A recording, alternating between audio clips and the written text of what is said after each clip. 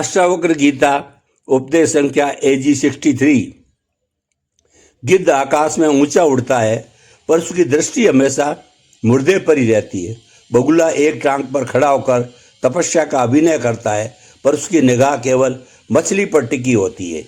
यही फर्क ज्ञानी और अज्ञानी के जीवन में दिखाई देता है। अज्ञानी चाहे ऊंचे कर्म करता दिखे पर उसकी दृष्टि हमेशा क्षुद्र वासनाओं और स्वार्थों पर टिकी रहती है। इसलिए अष्टावक्र स्पष्ट करते हैं, ज्ञानी और अज्ञानी के जीवन में असली भेद उनके कहने और करने के ढंग में होता है। ज्ञानी विवेक पर आधारित रहता है, सत्य में जीता है और संपूर्ण सृष्टि को एकात्म भाव से देखता है, जबकि सामान्य मनुष्य अहंकार, वासना और छोटे छोटे स्वार्थों में उलझा रहता है। अज्ञानी के कर्म अक्सर दिखावटी और बोझिल होते हैं पर ज्ञानी कभी मूढ़ नहीं होता, इसलिए संसार में रहकर भी सहज, सुखी और प्रकाशवान रहता है। इसके विपरीत अज्ञानी भी उसी संसार में जीता है पर निरंतर दुख और असंतोष से घिरा रहता है। यही कारण है कि ज्ञानी की पहचान उसके ज्ञान से होती है, ना कि उसके कर्मों से, जबकि अज्ञानी केवल कर्मों से आंका जाता है क्योंकि उसका जीवन कर्म केंद्रित है, ज्ञान केंद्रित नहीं। अष्टावक्र कहते हैं कि जब धीर पुरुष अनगिनत विचारों की दौड़ से थक कर अंततः भीतर की शांति तक पहुंचता है तो उसकी स्थिति बिल्कुल अलग हो जाती है। वह न कल्पना करता है, न जानने का मोह रखता है, न सुनने में आसक्त होता है और न ही देखने में उलझता है।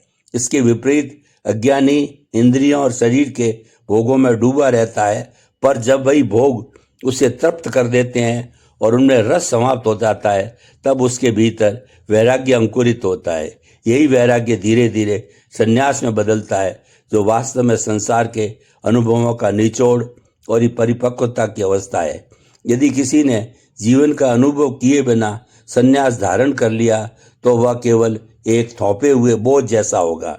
अधूरा, अस्थिर और आसानी से डगमगा जाने वाला असली संन्यास किया नहीं जाता बल्कि घटता है। यह किसी कर्म का परिणाम नहीं बल्कि आत्मानुभूति का स्वाभाविक प्रस्फोटन है। यही सच्चा सन्यासी आत्मज्ञान का अधिकारी बनता है और उसी को शांति का वास्तव अनुभव होता है। इसी प्रकार बुद्धिजीवी व्यक्ति भी तरह तरह के विचारों के जाल में उलझा रहता है।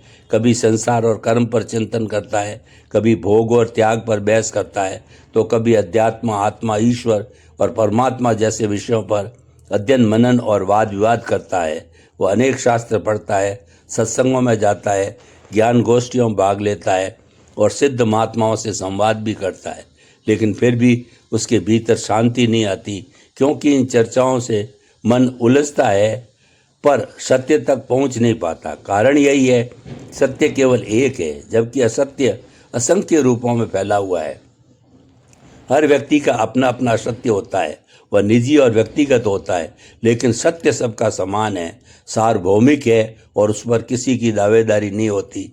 इसलिए सत्य का कोई संप्रदाय नहीं बन सकता क्योंकि सभी संप्रदाय असत्य पर ही आधारित है। संप्रदाय का मूल हमेशा दावेदारी, अहंकार, संकीर्णता और स्वार्थ होता है। जब संप्रदाय है वह सत्य की संभावना समाप्त हो जाती है।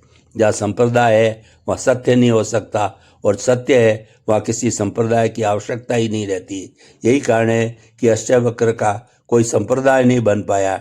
यदि सत्य को हम 24 कैरेट का शुद्ध स्वर्ण माने तो संप्रदायों में पहुँचते पहुँचते वही सोना 18 कैरेट रह जाता है और आज के समय में तो ये 14 कैरेट तक गिर चुका है क्योंकि इसमें मिलावट इतनी अधिक हो गई है।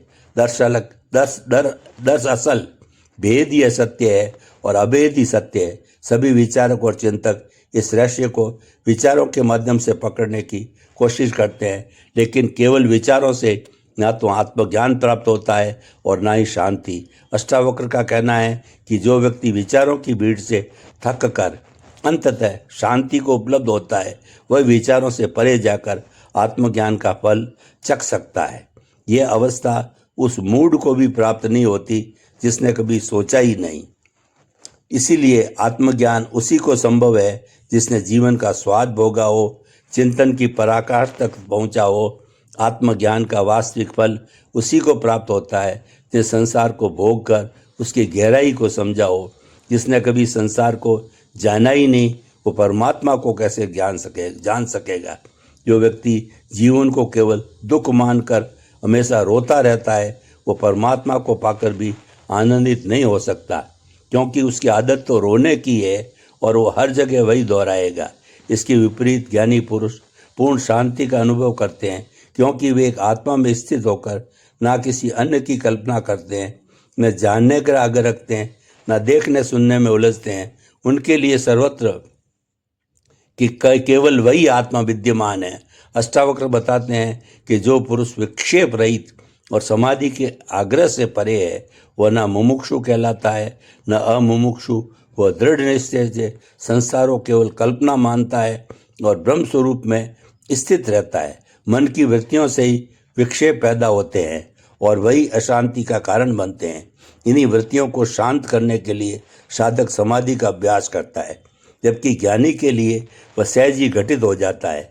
ज्ञान की तलाश में साधक, जिसे मुमुक्षु कहा जाता है, चित्त की वृत्तियों को रोकने के लिए समाधि का सहारा लेता है, लेकिन सच्चा ज्ञानी पहले ही मन की सारी वृत्तियों को शांत कर चुका होता है, इसीलिए उसे समाधि की कोई आवश्यकता ही नहीं रहती।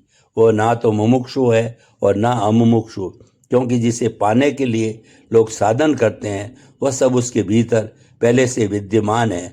वह संसार को केवल कल्पना समझते हुए सदैव ब्रह्म स्वरूप में स्थित रहता है।